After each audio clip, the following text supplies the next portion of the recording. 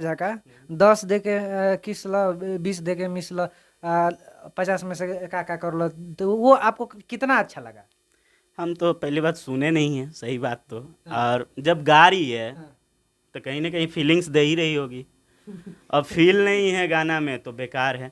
और रियलिटी है तान्या ने कि तुम गाओ, पैसा कमाओ, जो चीज़ बेचना है बेच लो। मुंबई में भी वही चीज़ चलता है। हम लोग छोटे पर्दा वाला है, इसीलिए हम लोग को कोई रोक टोक नहीं। हम लोग बोल देते हैं, कोई दिखा के पैसा करता है। अपना सन्नी लियोनी को देख लीजिए, इतना बड़ा ये पॉन स्टार थे। भोजपुरी इंडस्ट्री है, ये भोजपुरी इंडस्ट्री में ऐसा नहीं चलेगा। कहाँ लिखा हुआ है क्या? नहीं, देखिए आप प्रमाणित दे रहे हम हैं, लोग का समाज कुछ और है। नहीं, कैसे समाज कुछ और है? क्या सुहाग रात के दिन आप कुछ नहीं करते हैं?